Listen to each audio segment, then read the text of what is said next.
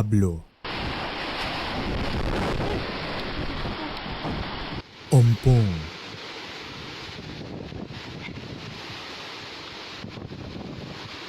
Rolly.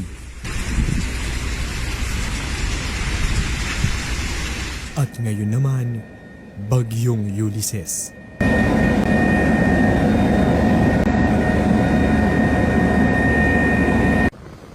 Sa loob lamang ng higit isang linggo, sinunod-sunod ng bagyo ang Pilipinas.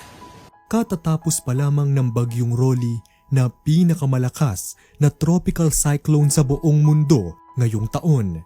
Sa Bagyong Shawnee, Tonyo at ngayon naman, Ulysses.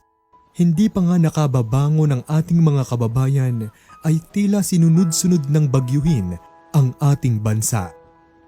Sa loob lamang ng ilang taon, sa dami ng malalakas na bagyo at kalamidad na sumalakay sa ating bansa, nakalimutan na natin ang kanilang mga pangalan at may iilan na lamang sa ating alaala. Sa loob kasi ng isang taon, lumalampas pa nga sa 20 ang bilang ng mga bagyo na sumasalakay sa atin. Gayunpaman, sa mga nasalanta, ang alaala ay hindi basta-basta maibabaon sa limot. Kahit pa ng mga nagkalat na memes ng mga nirescue nating kababayan na sa gitna ng kalamidad ay naging katawa-tawa pa sa mga netizens. Magpasa hanggang ngayon, binibilang pa rin ang casualties at fatalities ng nasabing bagyo. Pero milyon-milyon na ang apektado.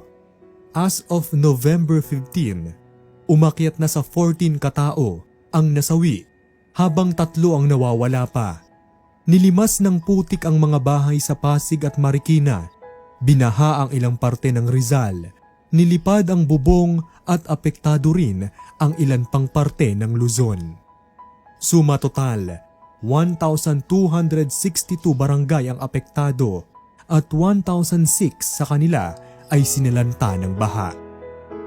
Sa ganitong panahon, bukod sa mga memes at katatawanan, kinakailangan natin ng suporta mula sa isa't isa. Isang taimtim na panalangin at kaunting tulong sa ating mga kababayan. Hindi pa kasali diyan ang nasalanta ng naunang 3 bagyo na nagpatong-patong na ng bilang ng apektado. Sa mga nais mag-donate, maaari kayong mag-transfer gamit ang GCash sa numerong ito.